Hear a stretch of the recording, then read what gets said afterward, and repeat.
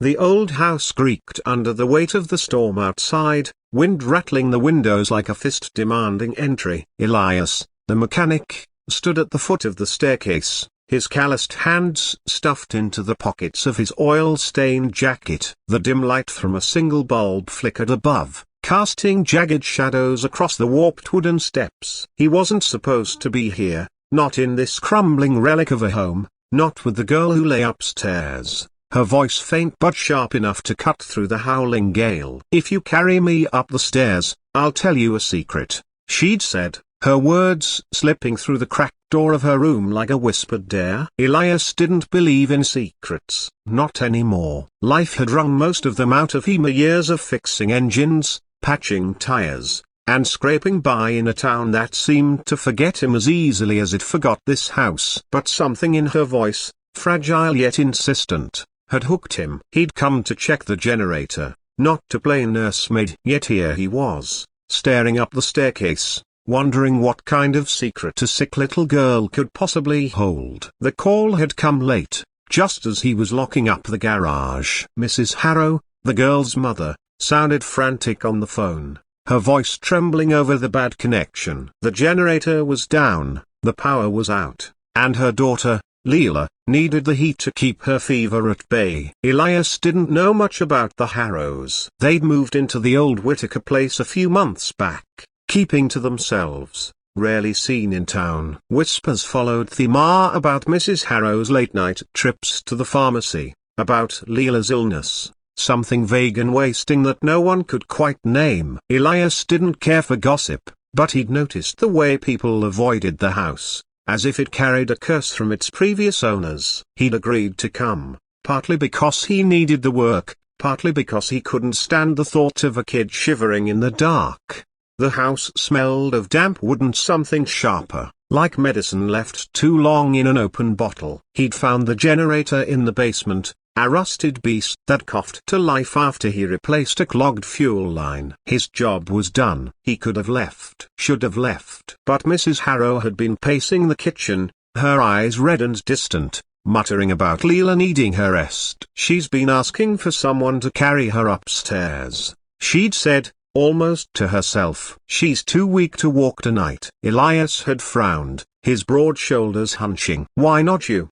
he'd asked. Mrs. Harrow's gaze had darted away, her hands twisting a dishcloth. "She doesn't want me. She wants a broken bar someone else." It was an odd answer, but Elias hadn't pressed. People got strange when their kids were sick. He'd seen it before. Now, standing at the base of the stairs, he felt the weight of the house pressing down on him. The steps were steep, uneven, the kind that groaned underfoot like they resented being walked on. He didn't like this, not one bit. He was a man of wrenches and bolts, of things he could take apart and put back together. Kids, especially sick ones, were a different kind of machine, fragile, unpredictable, and full of parts he didn't understand. But Leela's voice had carried a strange authority, a clarity that didn't match the frail figure he'd glimpsed through the door. She'd been sitting up in bed, her thin frame swallowed by blankets, her eyes too bright in the candlelight. "Carry me," she'd said, "and I'll tell you something you need to know." Not want, need. That word had stuck, like a burr in his mind. He took the first step, the wood creaking sharply under his work boots. The air grew colder as he climbed, the storm's howl fading into a muffled drone. The house seemed to hold its breath, watching him. He wasn't a superstitious man. Grease and steel didn't leave much room for ghosts, but something about the place made his skin prickle. Maybe it was the stories. The Whittaker place had a history, one the townsfolk only half spoke of. Old man Whittaker had disappeared years ago, leaving behind rumors of debts, madness, and a basement full of strange machines. Elias had never paid it much mind. People made up stories when they didn't have facts. But now, with each step, he felt the house's past curling around him like smoke. Halfway up, he heard her again. "You're coming, aren't you?" Leela's voice floated down, soft but clear, like a bell rung in a distant room. Elias paused, his hand gripping the banister. It was slick with dust, untouched for years. "Yeah, I'm coming," he muttered, more to himself than to her. He didn't know why he answered. Maybe because the silence felt heavier than the storm. He kept climbing, the stairs narrowing as he neared the top. The hallway above was dark, save for a sliver of candlelight spilling from an open door. He could see her now, Leela, propped against pillows, her pale face turned toward him. Her hair was thin, almost translucent, clinging to her scalp like spider webs. But her eyes, so they were sharp, alive, pinning him in place. "You're stronger than you look," she said as he stepped into the room. Her voice was small but steady, not the voice of someone teetering on the edge of sickness. Elias shifted, uncomfortable under her gaze. The room was sparsely: a bed, a nightstand, a single chair. No toys, no pictures, just the flicker of a candle and the faint smell of antiseptic. "I'm just here to carry you," he said gruffly, avoiding her eyes. "Where to?" Leela pointed to a door across the room, half hidden in shadow. "Up the attic." Elias frowned. "Attic? Your mom said upstairs, not the attic." Leela's lips curved, not quite a smile. "The attic is upstairs. And that's where the secret is." He didn't like it. Attics were for junk, for cobwebs, for things you wanted to forget. But he'd come this far, and something about the girl's certainty made him feel like turning back would be admitting defeat. "Fine," he said, crossing the room in 2 strides. He bent down, sliding one arm under her knees, the other behind her back. She was light, too light, like lifting a bundle of sticks wrapped in cloth. Her nightgown was thin, the fabric cool against his hands, and he could feel the sharp edges of her bones. She didn't flinch, didn't cling to him, just rested her head against his shoulder as if she'd done this 100 times. The attic door was narrow, the stairs beyond it steeper than the ones below. Elias ducked his head, maneuvering carefully. The air grew thicker, heavy with dust and something metallic, like old copper. The candlelight from below didn't reach far,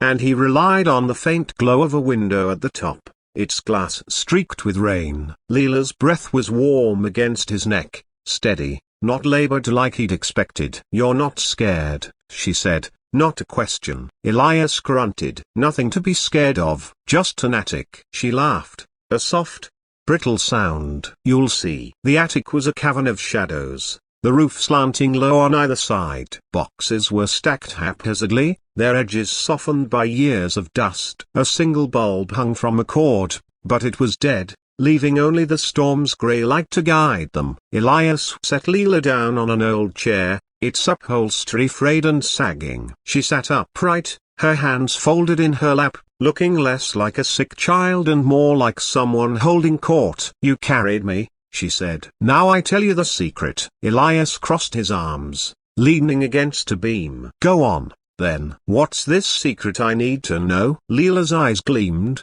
catching the faint light. "This house isn't what you think. It's alive, and it's been waiting for you." Elias snorted, the sound louder than he intended. "Alive? It's just wood and nails, kid. Houses don't wait for anybody." But Leela didn't blink, didn't waver. "You fixed the generator, didn't you?" "Got it running again." He nodded, unsure where this was going. "That's what I do. Fix things." She tilted her head, studying him. "You fixed its heart. That's why it let you up here. It trusts you now." He opened his mouth to argue, to tell her she was talking nonsense, but the words caught in his throat. The attic felt a broken barong, not just cold or dusty, but heavy, like the air itself was watching him. He glanced around, his eyes catching on something in the corner, a shape, half covered by a tarp. It wasn't a box or a piece of furniture. It was too smooth, too deliberate. He took a step toward it, drawn despite himself. "What's that?" he asked, nodding toward a shape. Leela's voice was soft, almost a whisper. "That's part of the secret. Pull the tarp off." His hands moved before his brain caught up, gripping the rough fabric and yanking it free. Dust billowed, catching in his throat, but he froze when he saw what lay beneath. It was a machine, or at least it looked like a near gears and wires and metal plates, cobbled together in a way that made no sense. It wasn't a generator or an engine or anything he recognized from his years in the garage. It was too intricate, too strange, like something built by a mind that didn't think like his. Tubes ran from its base, disappearing into the floor, and a faint hum vibrated through the attic, so low he hadn't noticed it until now. "What the hell is this?"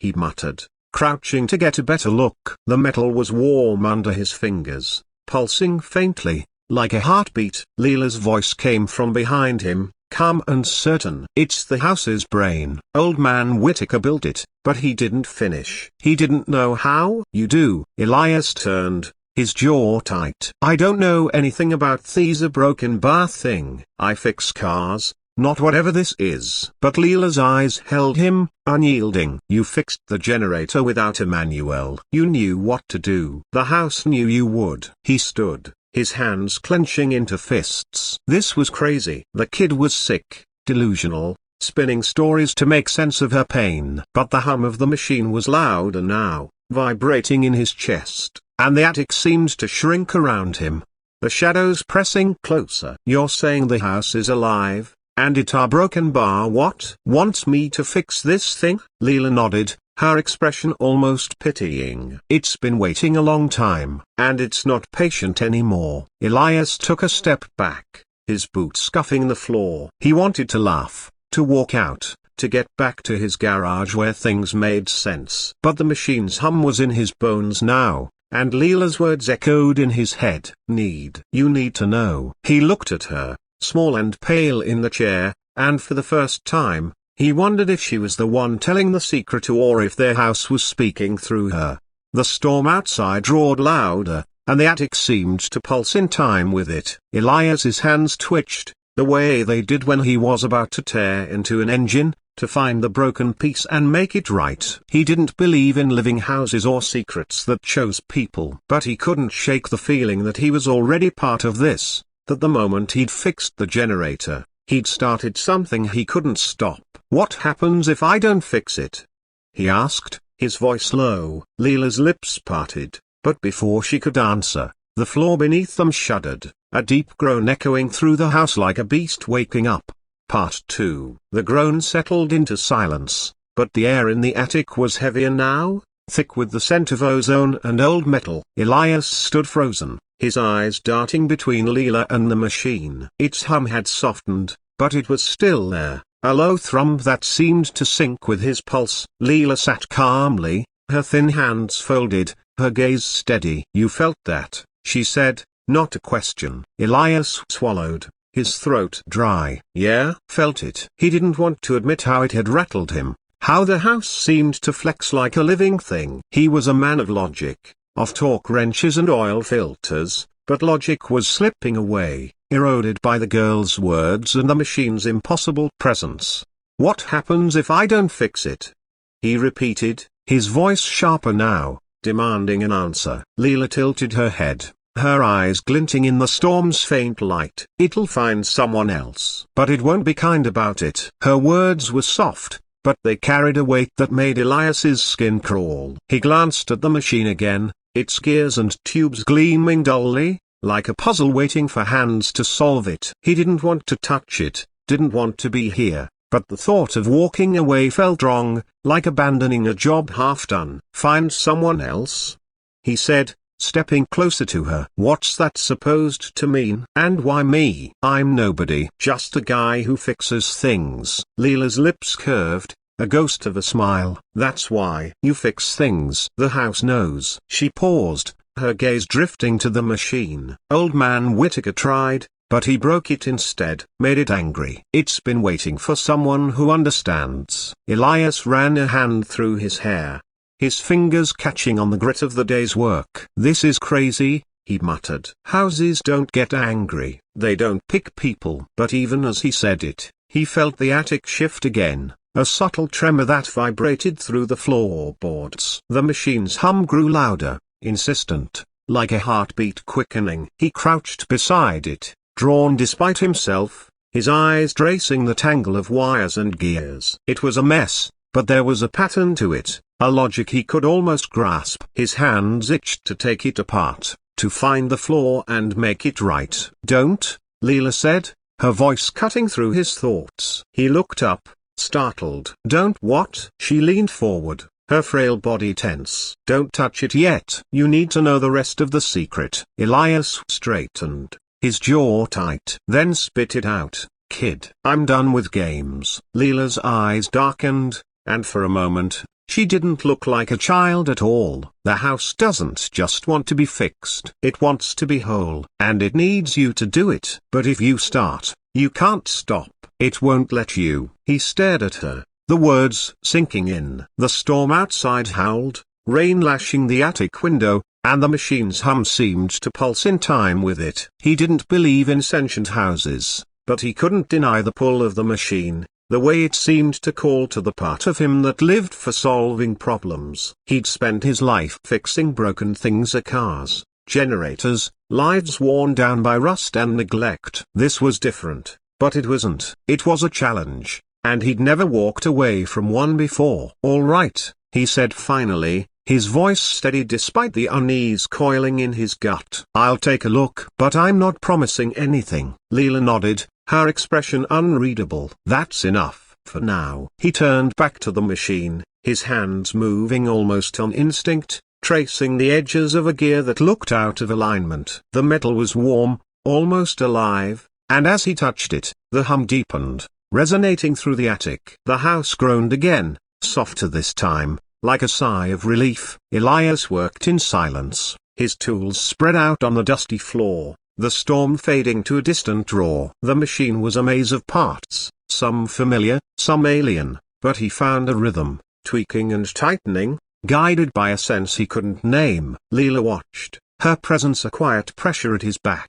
Hours passed, or maybe minuter, the attic seemed to blur time, the shadows unchanging. When he finally stepped back, the machine was different, cleaner, its hum steady and strong. The house felt a broken bar calmer, the air less oppressive. He wiped his hands on his jacket, turning to Leela. "That's all I can do for now. It's not fixed, but it's better." She nodded, her eyes bright. "You did enough. It knows you now." Elias frowned, uneasy. "What's that supposed to mean?" But before she could answer, footsteps echoed on the stairs. Mrs. Harrow, her face pale and drawn. "Leela, you should be in bed," she said, her voice sharp with worry. She glanced at Elias, then at the machine, her eyes widening. "What a broken bar. What did you do?" "Just looked at it," Elias said, his tone gruff. "It's old, but it's not junk." Mrs. Harrow's hands trembled as she reached for Leela, lifting her from the chair. "You shouldn't be up here," she whispered, more to herself than to them. Leela didn't resist, her gaze lingering on Elias. "You'll come back," she said, not a question. He didn't answer, but as he followed them down the attic stairs, the machine's hum followed him, a low pulse that seemed to echo in his blood.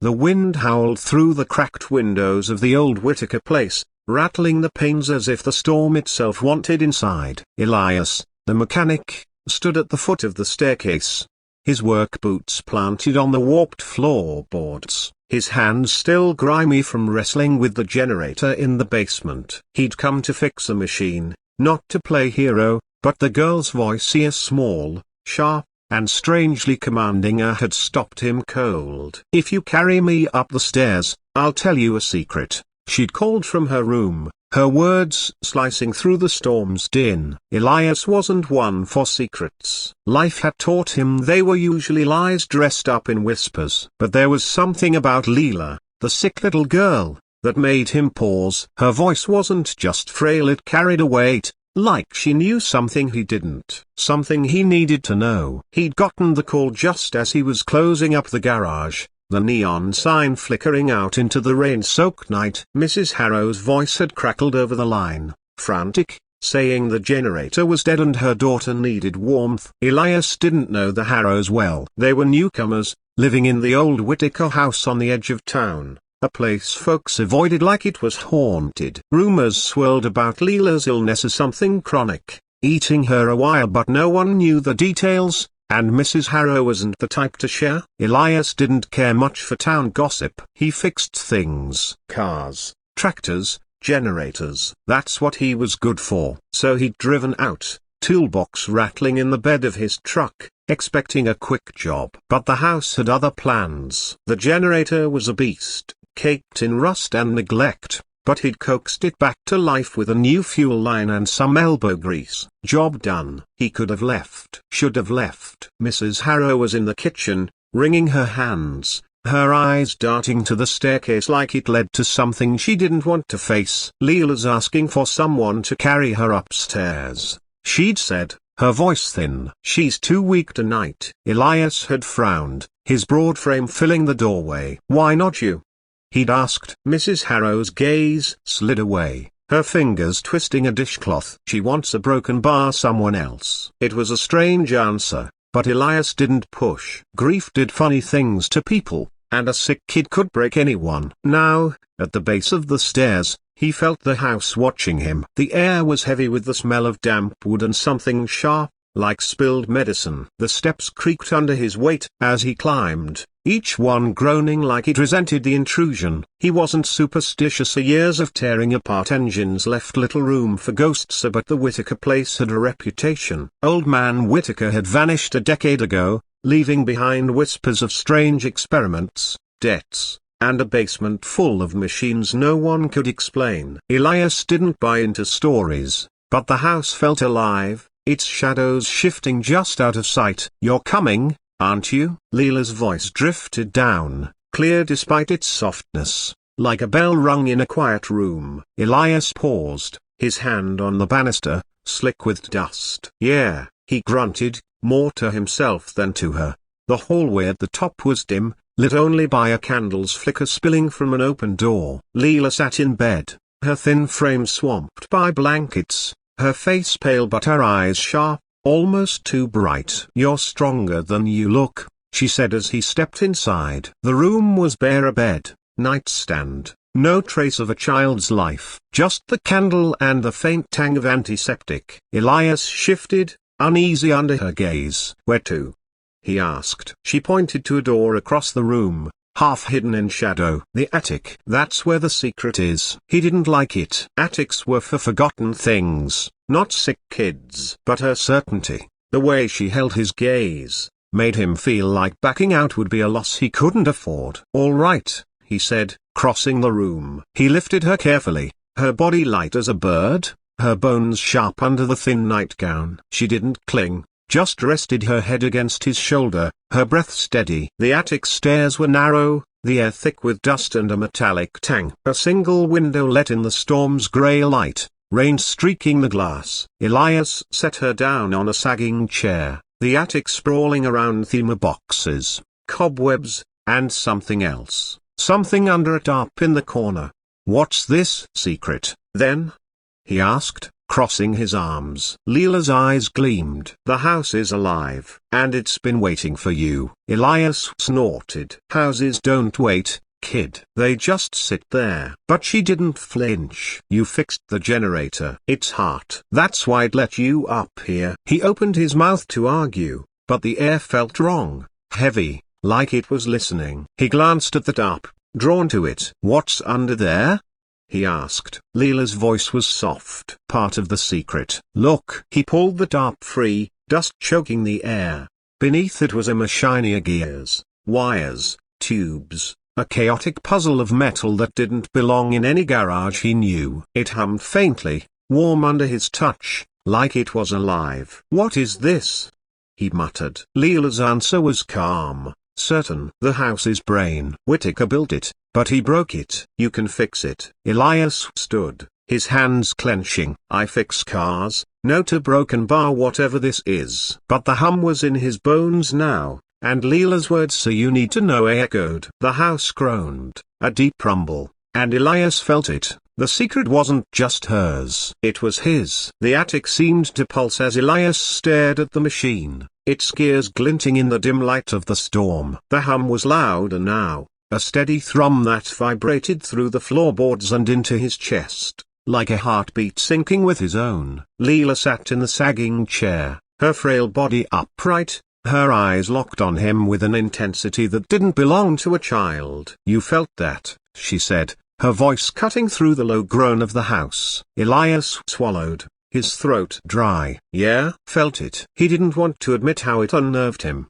how the house seemed to flex like a living thing, but denial was crumbling under the weight of what he'd seen or what he'd felt. The machine wasn't just a pile of metal. It was something more, something that made his skin prickle and his hands itch to tear it apart, to understand it. What happens if I don't fix it?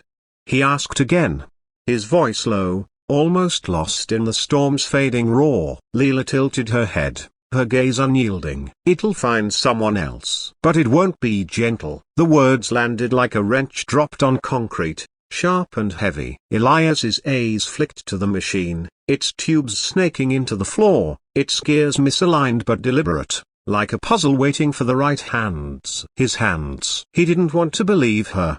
Didn't want to think a house could choose or punish, but the hum was relentless, pulling at the part of him that lived for fixing what was broken. Find someone else? He said, stepping closer to her, his shadow falling across her pale face. What's that mean? And why me? I'm just a guy with a toolbox. Leela's lips twitched, not quite a smile. You fix things. The house knows. Whittaker tried, but he didn't understand. You do. Her words were simple, but they carried a certainty that made the attic feel smaller. The shadows closer. Elias ran a hand through his hair, grit catching under his nails. This is nuts, he muttered. Houses don't think. They don't a broken bar want anything. But even as he said it, the floor trembled again, a subtle shudder that made the machine's hum spike, sharp and insistent. He crouched beside it, drawn despite himself, his fingers tracing a gear that was slightly off-center. The metal was warm, almost pulsing, and the hum deepened as he touched it, like the house was responding. Don't, Leela said, her voice sharp. Elias froze, glancing back. Don't what? She leaned forward, her thin frame tense. Don't start unless you're sure. Once you do, it won't let you stop. He straightened, his jaw tight. I'm not playing games, kid. Tell me the rest. Her eyes darkened, and for a moment, she looked older, like she was carrying something heavier than her illness. The house wants to be whole. It needs you to finish what Whittaker started. But if you walk away halfway, it'll take what it needs. From you. From anyone. The words hung in the air, and the storm outside seemed to answer, a gust rattling the window. Elias's hands flexed, the calluses rough against his palms. He'd spent his life fixing things, carburetors, transmissions, lives worn down by time and neglect. This was different. But it called to the same instinct, the need to make broken things right. He didn't believe in living houses, but the machine was real, its hum a challenge he couldn't ignore. All right, he said finally, his voice steady despite the unease coiling in his gut. I'll take a look. No promises. Leela nodded, her expression unreadable. That's enough, for now. Elias turned back to the machine, pulling tools from his belt, a screwdriver, pliers, a small wrench. The attic seemed to hold its breath as he worked, adjusting gears, tightening bolts, following a logic he didn't fully understand. The machine responded, its hum smoothing out, the vibrations less erratic. Hours slipped by, or maybe minute as the attic warped time, the storm's rhythm blending with the machine's pulse. When he stepped back, the machine was cleaner, its parts aligned. But it wasn't fixed. Not yet. The house felt calmer, though, the air less oppressive, like a held breath released. He wiped his hands on his jacket, turning to Leela. It's better, but it's not done. That's all I've got tonight. She nodded, her eyes bright. You did enough. It knows you now. The words sent a chill through him. What's that mean? He asked, but before she could answer, footsteps thudded on the attic stairs. Mrs. Harrow appeared, her face pale, her eyes wide as they darted to the machine. Leela, you need to be in bed, she said, her voice trembling. She looked at Elias, then at the machine, her hands shaking. What did you do? Just looked at it, Elias said, his tone gruff. It's old, but it's not junk. Mrs. Harrow scooped Leela up, her movements quick, almost desperate. You shouldn't be here, she whispered, more to herself than to them. Leela didn't resist, her gaze lingering on Elias. You'll come back, she said, not a question. He didn't answer, but as he followed them down the stairs, the machine's hum followed him, a low pulse that seemed to settle in his bones.